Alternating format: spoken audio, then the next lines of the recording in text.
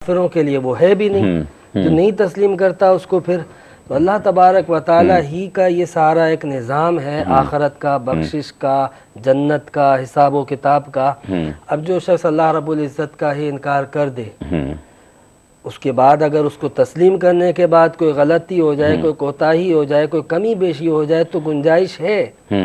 کوئی شخص کسی ادارے میں کام کرتا ہو، جاب کرتا ہو، تو اب چھٹی کر لی تو تنخواہ کٹے گی، لیکن ابھی اس نے اپوائنٹمنٹ ہی نہیں لیا، ابھی اس کا یوں سمجھ لیں کہ اس کی ابھی نوکری ہی وہاں پر نہیں ہوئی، وہ سروس دینا اور لینا ہی نہیں چاہتا۔ جی آپ یہی فرما رہے ہیں نا؟ تو اب وہ مہینے کے اینڈ میں تنخواہ بھی نہیں مانگ سکتا کہ بھائی آپ ہمارے امپلائی نہیں ہو، آپ اس ادارے کے ملازم نہیں ہو۔ تو جو ملازم ہوگا اس کی کمی بیشی بھی ہوگی تو کٹنے کے بعد، تنخواہ تھوڑی ڈیڈکشن کے بعد کچھ نہ کچھ تو ملے گی نا۔ لیکن ایک شخص کسی ادارے میں ابھی وہ اسامی ہی نہیں، ابھی وہ وہاں پر ملازمت ہی نہیں کرتا، تو وہ مطالبہ نہیں کر سکتا کہ مجھے اب مہینے کے اینڈ میں اس کی اجرت، اس کی تنخواہ ملنی چاہیے۔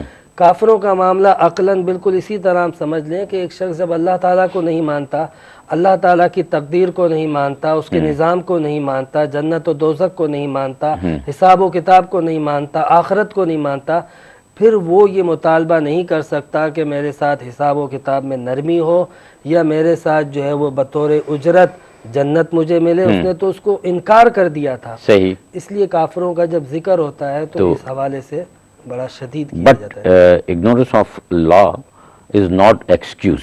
جی ہے مفتی صاحب، شرک کرنے والوں کے حوالے سے تذکرہ کیا گیا ہے، اور جب شرک کرنے والوں کے حوالے سے تذکرہ کیا گیا ہے تو ان سے جو ہے ان کے شرک کی دلیلیں مانگی گئی ہیں۔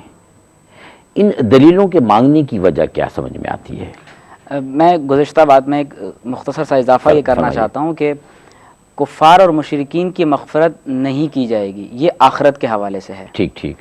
لیکن اگر دنیا کے اندر کوئی شخص مرنے سے پہلے توبہ کر لیتا ہے، اللہ تبارک و تعالیٰ کی طرف رجوع کرتا ہے، چاہے وہ کافر ہو، مشرک ہو یا مسلمان ہو، اللہ تبارک و تعالیٰ اس کی توبہ کو قبول فرماتا ہے۔ فرق یہ ہوگا کہ مسلمان توبہ کرے گا تو وہ گناہوں سے توبہ ہوگی، کافر اور مشرک توبہ کرے گا تو وہ ایمان لانے کے اعتبار سے ہوگی۔ اور جہاں تک آخرت کا تعلق ہے تو جس طرح مفتی صاحب نے ابھی ارشاد فرمایا کہ آخرت کے اندر تو نجات انہی لوگوں کے لیے ہے جو اللہ تبارک و تعالیٰ پر، تو یہ سارا بیان تو آخرت کا ہے، یہ سارا بیان تو آخرت کا۔ جی ہاں۔ اب یہاں پر اللہ تبارک و تعالیٰ نے مشرکین سے براہ راست خطاب فرمایا ہے کہ آپ ان مشرکین سے یہ بات ارشاد فرمائیے کہ جن لوگوں کو تم، جن معبودان باطل کو اللہ تبارک و تعالیٰ کے سوا پکارتے ہو، ٹھیک، ان کی عبادت کرتے ہو، ذرا یہ غور کرو کہ کیا انہوں نے زمین و آسمان میں سے کسی چیز کی تخلیق کی ہے؟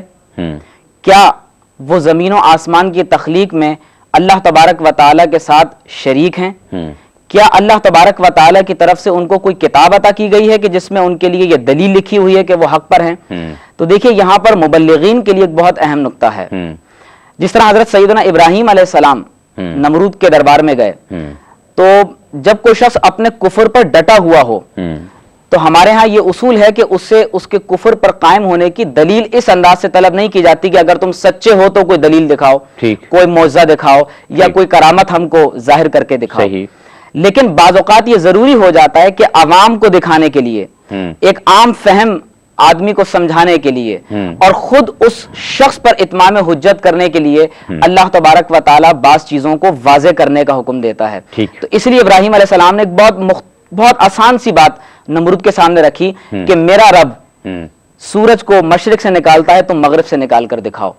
تو بالکل اسی طرح سے اللہ تبارک و تعالیٰ نے یہاں پر جو مشرکین سے ارشاد فرمایا، اس کا یہ ہرگز مطلب نہیں ہے کہ مشرکین کو نعوذ باللہ درست سمجھا جاتا ہے کہ اگر تم ہمیں یہ بات بطور دلیل دے دو تو ہم تمہاری بات کو مان لیں گے، بلکہ یہ ان کو مزید عاجز کرنے کے لیے یہ سوال ان کے سامنے پیش کیا جا رہا ہے کہ تم ذرا غور کرو کہ کیا ان معبودان باطل کو جن کو تم ما سوی اللہ پکارتے ہو، کیا انہوں نے کسی چیز کی تخلیق کی ہے؟ اسی بات کو اللہ تبارک و تعالیٰ نے ایک اور مقام پر یوں ارشاد فرمایا کہ ان الذین یدعون من دون اللہ لن یخلقوا ذبابا، وہ ایک مکھی تخلیق نہیں کر سکتے۔ مکھی تو بہت، اور جب مکھی ان سے کوئی چیز اٹھا کر لے جاتی ہے تو وہ اس سے دوبارہ اس کو نہیں لے پاتے۔ اللہ فرماتا ہے ضعف الطالب والمطلوب، طالب اور مطلوب دونوں کمزور ہو گئے۔ صحیح۔ تو اللہ تبارک و تعالیٰ نے یہاں اپنی قدرت کا اظہار فرمانے کے لیے ان معبودان باطل کا عجز اور ان کی بیچارگی اور لاچارگی کو ثابت کرنے کے لیے ان مشرکین سے براہ راست یہ خطاب فرمایا کہ تم، یہ ایک کامن سینس کی بات ہے، ایک عام فہم بات ہے کہ جو چیز تمہارے اپنے ہاتھ کی بنائی ہوئی ہے، جو چیز تمہارے لیے کوئی چیز تخلیق نہیں کر سکتی، جس کا آسمان و زمین کی تخلیق میں کوئی حصہ نہیں، وہ معبود کیسے ہو سکتا ہے؟ اسی لیے اللہ تعالیٰ نے سورہ قریش میں فرمایا کہ فَلْيَعْبُدُوا رَبَّ هَذَا الْبَيْتِ الَّذِي أَطْعَمَهُم مِّن جُوعٍ وَآمَنَهُم مِّن خَوْفٍ۔ اس وقت قوم کے بھی دو مسئلے ہیں، ایک مہنگائی اور بھوک، اور دوسرا خوف میں امن۔ یہ دونوں چیزیں اللہ تبارک و تعالیٰ مہیا کرتا ہے، لہٰذا بیت عتیق کے رب کی عبادت کی جائے۔ ٹھیک ہے نا۔ اچھا مفتی صاحب، میں سوال آپ کی نظر کروں کیونکہ اسی بات سے ریلیٹڈ سوال ہے جو ذہن میں پیدا ہو رہا ہے، بہت سے لوگوں کے ذہن میں بات پیدا ہوئی، پھر ہم بریک پہ جاتے ہیں تو آ کر آپ سے جواب لیں گے کہ یہ رویہ کیا ہے؟ جتنی دلیلیں ابھی مفتی صاحب نے فرمائی ہیں تو یہ رویہ کیا ہے کہ جب کوئی شخص جھوٹ بولتا ہے تو جھوٹ پر ایمان کیسے لا سکتا ہے؟ کیونکہ وہ سمجھتا ہے کہ میں جو دلیل پیش کر رہا ہوں وہ جھوٹی ہے، اس کو پتا ہے کہ تخلیق کون کر سکتا ہے اور کون نہیں کر سکتا، اس کو پتا ہے کہ رب کون ہو سکتا ہے کون نہیں ہو سکتا ہے، تو پھر وہ ایمان کیسے لے آتے ہیں وہ لوگ؟ رویہ میں جاننا چاہ رہا ہوں۔ جی ہاں بالکل۔ ایک چھوٹے سے بریک پہ جاتے ہیں پھر آتے ہیں۔ ناظرین کرام ہمارے ساتھ رہیے گا۔